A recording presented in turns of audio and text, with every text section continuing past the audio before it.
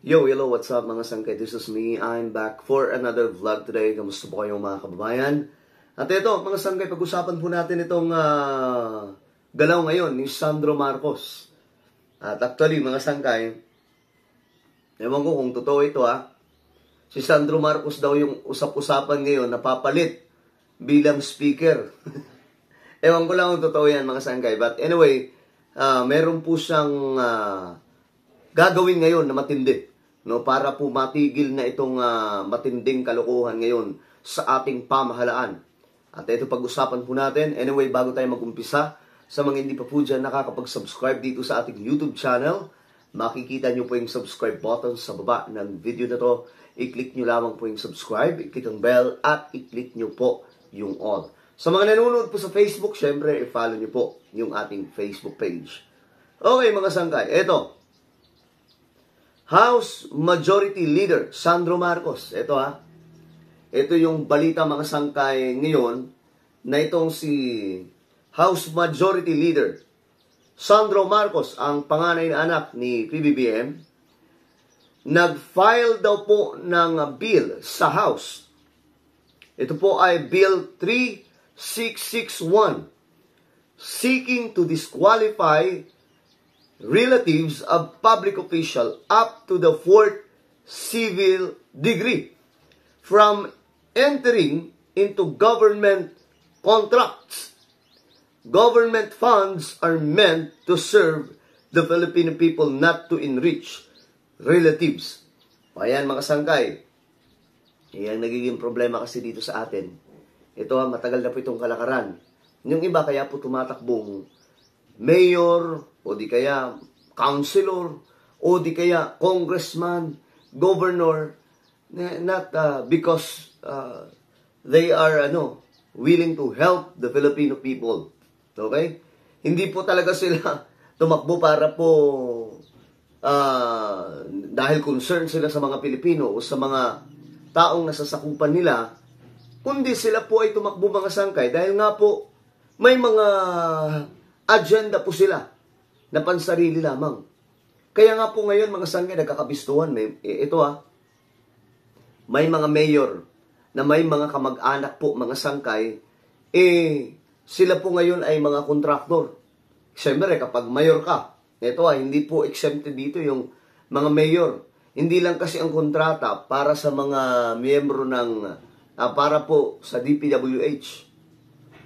Minsan mga sangkay, sa mga local government, may mga project dyan na pinapagawa mga sangkay, schools, mga provincial roads, mga sangkay. Ang nagpapatupad niyan, mga LGU. Ngayon, nagkakabistuhan na may mga kontraktor nga po, mga sangkay, na pamilya lang po ng mayor, o di kaya congressman, o di kaya gobernador o kung sino pa man, kani-kanila lamang po, kabahagi lamang po ng pamilya. So, tiba-tiba sila dyan, mga sangkay. Ganyan po kabulok talaga ang sistema sa ating bansa. Kasi hindi po klaro Ito yung sinasabi po natin, yung 1987 Constitution talaga, bulok. As in, sobrang bulok. Na kailangan pong ayusin. At, to be honest, ito lagi ang panawagan namin mga sangkay na gawing parliamentary system ang Pilipinas. Kasi hanggat hindi po tayo parliamentary system, wala po gaano maayos. Siguro may mga matatakpan na problema, pero hindi po yung tipong bago muli at maayos yung sistema na mayroon po ang Pilipinas. Lalong-lalo na po pagdating po sa political system, government system. Lahat ng yan kasi mga sangkay, nakaangkla po yan sa 1987 Constitution. Pero, itong gagawin ngayon ni Sandro Marcos, mga sangkay, ay malaking bagay. No? Kung mapapatupad. Kasi marami po sa atin sa sobrang daming batas ng Pilipinas, mga sangkay, hindi na po natutupad lahat. Diba? Actually, mga sangkay, kahit itong ganitong klaseng gawain, itong halimbawa na lamang, itong pagbabawal sa mga politiko na magpa-sponsor, mingi ng donor sa mga taong nangungontrata sa gobyerno, Hindi po yan natutupad. Kita nyo mga sangkay, may mga senador, may mga congressman, na ang donor, mga contractors din. Diba? May mga politiko na ang donor, mga contractors din. So, anong mangyayari dyan mga sangkay? Ang mangyayari dyan, ayun. Siyempre, kapag magbabawi yan Kapag kahit sabihin na po natin na hindi yan sila magbabawi, imposibleng hindi nila gagawin yan. Siyempre, nag-sponsor Kapag nag-sponsor, ang ibig sabihin nun, kailangan nilang, kumbaga, bumawi sa isang bagay na kung saan ibinigay din sa kanila. So, imposible. Parang ganito lang yan pagka-eleksyon, di ba? Kapag ka-eleksyon, nagbabayad sila sa mga politician, sa mga kampanya nila. Kapag malaki ang ibinuhos nilang pera, anong gagawin nila dyan? Kapag maluklok na po sila, kapag naupo na po sila, magbabawi. At kapag nagbawi sila, saan po nila gagawin yan? Natural mga sangkay. Mangungurap. Kapag nangurap mga sangkay, sinong maghihirap? Taong bayan. Tayo, mga sangkay, tayo mga Pilipino. Ganun po ang ginagawa din nila. Kapag may mga contractors sa donor, di ba? Kailangan nila magpalusot, kailangan nilang bumawi, itong mga politiko. Siyempre, halimbawa, 30 million, 40 million, 20 million na ang idinonate sa kampanya. Kapag ka sila nang naupo, ang gagawin nila dyan, okay, sige, para talagang makabawi kami, para makabawi kayo, Mr. Senator, Mr. Congressman, kailangan makahanap ka ng mga oportunidad para sa amin pagdating sa mga pangungontrata. So, ganun ang nangyayari, mga sangkay. So, anong makikita natin?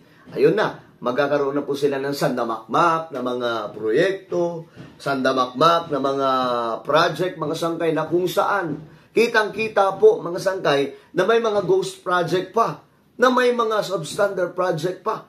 Yan ang problema, mga sangkay. So ngayon, I hope maganda itong gagawin ni Sandro Marcos. Pero ako din po ay umaasa na kung ito man ay papasa, ito po ay maipapatupad na maayos. Kasi ito ang problema sa Pilipinas. Ang dami po nating batas, mga sangkay, na hindi po talaga nasusunod. Hindi po talaga na ipapatupad, mga sangkay. At ang nangyayari lamang, mga sangkay, parang nagbobolahan lamang po tayo. Sa dami ng batas, nalilito na yung mga tao kung ano po ang kailangan gawin. Ano ba talaga ang kailangan ipatupad? Ano ang kailangan sundin? Ngayon, mga sangkay, kita mo, ang bumabalasubas sa saligang batas, mismo mga opisyal ng ating gobyerno. Di po ba, mga sangkay? But well, tingnan po natin kung ano magagawa ni Sandro Marcos tungkol po dito. Siya po ay nag-file ng House Bill seeking to disqualify relatives and public officials up to the 4th civil degree from entering into government contracts. So, pamilya, isa po sa halimbawa dyan na pamilya na nasa pangungontrata, si Senator Bongo. Diba? Yan po ay, kumbaga, kahit sabihin pa po ni Senator Bongo na, hindi, wala naman akong pakialam sa mga na yan. Pamilya ko yan.